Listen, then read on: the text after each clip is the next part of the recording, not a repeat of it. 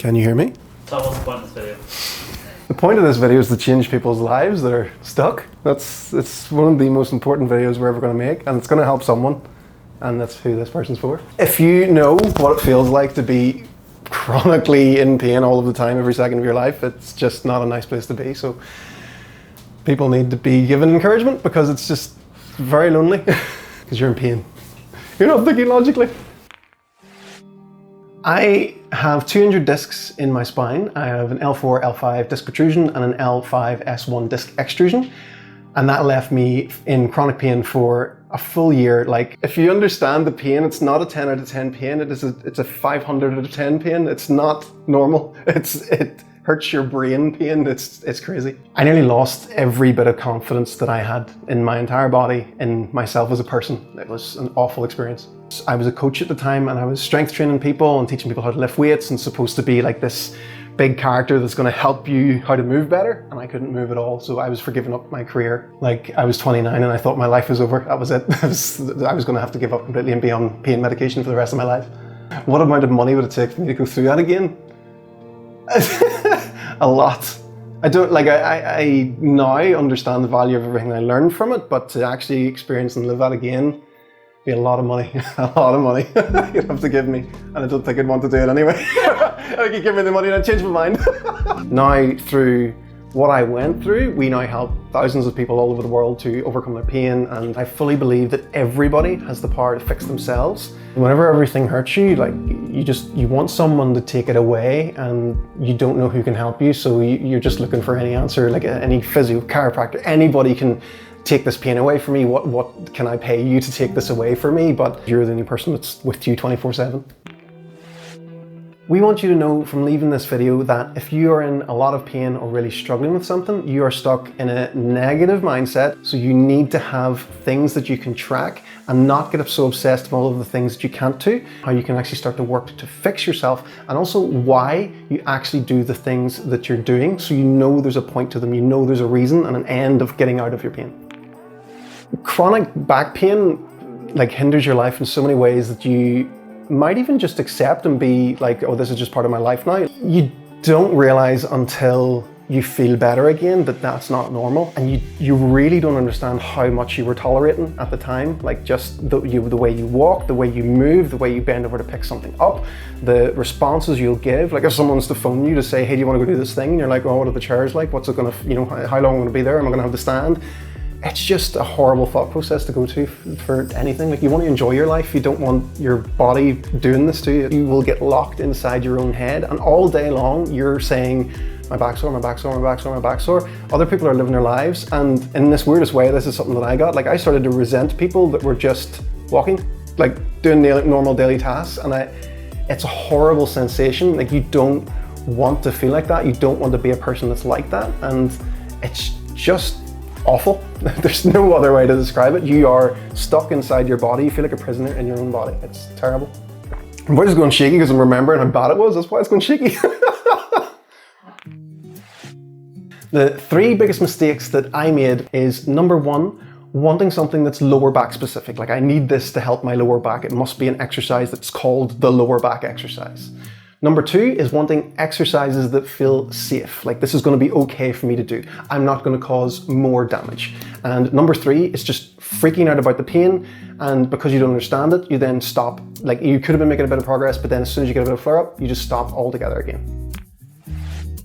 Mistake number one is searching for things that are lower back specific. So whenever my back was sore, the first thing I was on was Dr. Google and lower back exercises, lower back stretches. How can I strengthen my lower back? That was my main focus point.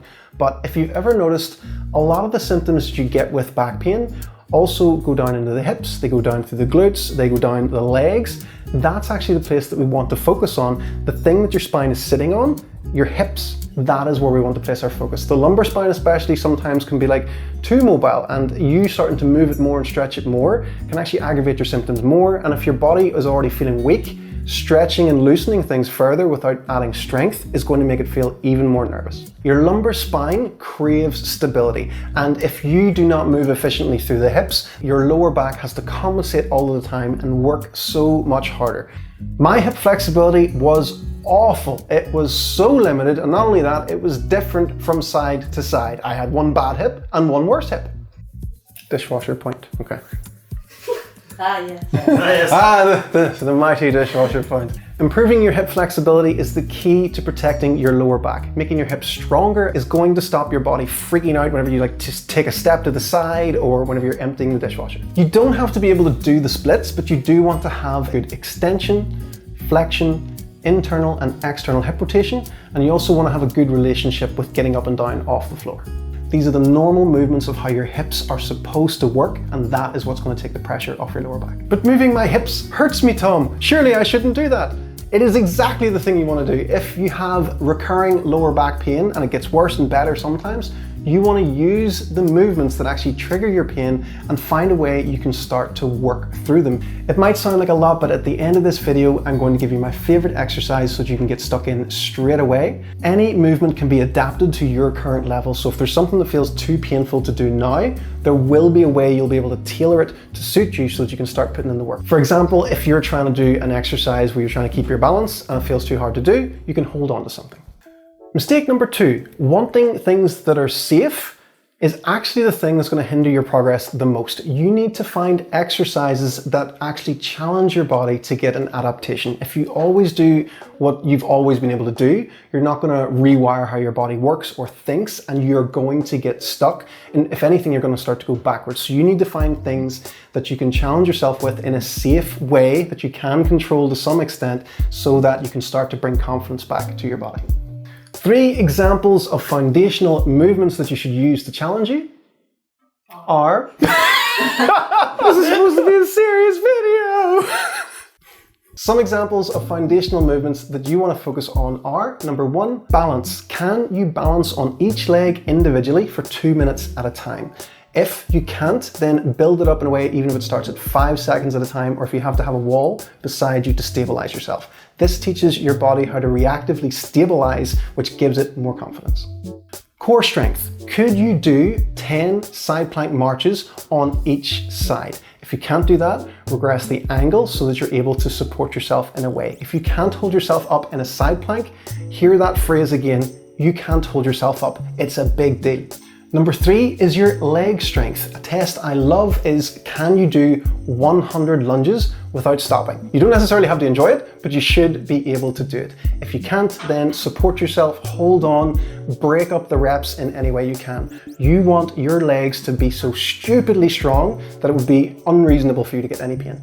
These are the foundational things that are going to teach your body how to not freak out.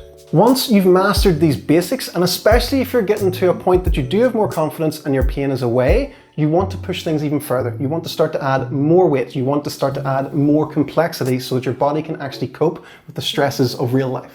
For your balance and core, you want to add in things like single arm, single leg presses.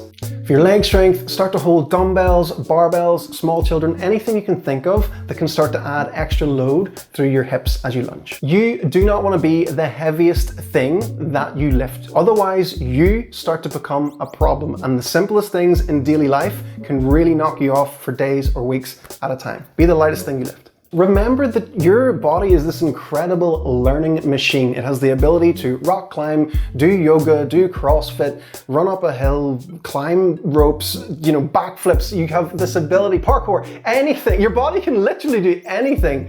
And if you're just doing a couple of safe physio exercises every week and walking on a treadmill, it's going to get sad. I'm not joking. It's going to feel something is missing and you need to fill that void. Oh yeah. Oh yeah. Yeah. Oh, yeah. Oh. If you move like someone that is broken, you are going to feel broken. You want to take yourself out of your comfort zone and start to expand what you can do, and that is what's going to give you your confidence back. Mistake number 3 is freaking out about making the pain worse. We're talking about recurring lower back pain, the type of thing that comes on because you sat funny on a park bench on a Tuesday afternoon with a sandwich. Nailed it! Yeah. Video done. One take done. Best thing that actually happened to me whenever I did get injured was that it took nearly a year for me to get my MRI scan before I even seen that I had any structural injury. So in that time, I was fixing myself, working on my movement. I was focused on the things that were going to help me most. Whenever I then got my MRI scan and it showed the L4, L5 protrusion and the extrusion and the nerve impingement and everything, I was like, but I'm pain-free. What's going on? If I had got that MRI scan that showed those injuries when I was at the height of my pain, you would not be seeing me in this video right now. I would have gave up coaching and I would have just stopped doing everything. And there's so many people out there that are like this, that have an injury that they could work around really well, even become stronger than they've ever been, that have just completely stopped in their tracks and give up everything they loved. Don't let a diagnosis rule your thoughts. If you're starting to feel better through moving, don't stop. Focus on the things that help you now. You can fix you. So how do you tell the difference between making it worse or trying to work through fear? If something was irreversibly wrong, then you wouldn't have good days and bad days. The symptoms wouldn't change. It would stay constant all of the time. The mental battle is the hardest part whenever it comes to back pain. Believing that you're going to make things worse by moving your hips, it just doesn't make any sense when you really think about it. Moving your joints like joints is always a good idea, and you do not want to be the person that didn't do that for 20 years. That is not a life I wish upon anyone.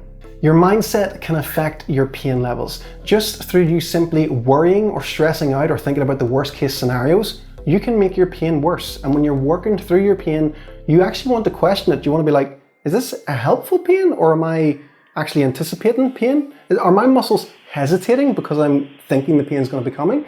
That is the questions you need to start swirling around your head as you move. Even if you've already had a horrible diagnosis or haven't moved for years and been scared and living in pain, you can change that. You can still teach your body how to move better. The recovery for a lot of people is not a straight line. You're going to have ups and downs and setbacks, and you're going to want to throw the toys out of the pram. The trick is to just never stop, basically, because when you stop, you're just going backwards again anyway. Keep going, things will improve. The main point with that is you need to start. The exercises I've mentioned already. I haven't mentioned the exercises. The hip movements. Oh, yes, okay. One of the things that I found most helpful for me when I was at my worst was the clockwork hips drill. I would have used this on my stairs, on a chair, on my bed, anything I could basically get my leg up onto and start to gently move my hips while holding on. There was nothing fancy about it. I would literally be finding where it feels uncomfortable, where it feels sore, where I was nervous to move in and out of, try to relax my breathing, and I would have hung out there. So I would have spent like 10 to 20 minutes on this at a time to reduce my pain. And it would have got me from barely able to move my head to touch my toes without pain to being able to get nearly down to the floor of touching my toes, which I could normally do pain-free. So it is very, very powerful to use and work on. You need to do the sales pitch. I want to do a sales pitch. This is important. I want people to get the program, not for the monetary value, to actually fix themselves. During my own recovery and through working with so many other people, I developed the simplistic mobility method. It teaches all of these foundational principles and how to build a mobile and strong body. It is available from our website, tommorrison.uk. What would I say to anyone that's living in a really bad place right now? It's not going to be like that forever. You can make a change. And the thoughts that you're going to get are going to make you feel like it's never going to change. So you need to tune that out, and you need to stay focused on any little improvement that you can get. Even if you take yourself down from 100% level of pain down to a 94% level of pain, that is a change. Focus on that. The improvement of a range of motion ever so slightly that you couldn't do 20 minutes ago, that you've kind of got better in a pain-free range now, that's positive stuff. You need to stay focused on that stuff. Don't let your head run away with its thoughts and tell you it's never going to work. If you keep putting the time in and keep being consistent, you will get there. This has been a new style of video that we haven't done before. Please let us know in the comments if you found it helpful, enjoyed it, and also if there's anyone that you know that will be struggling with these things that would find this helpful, please do share it with them.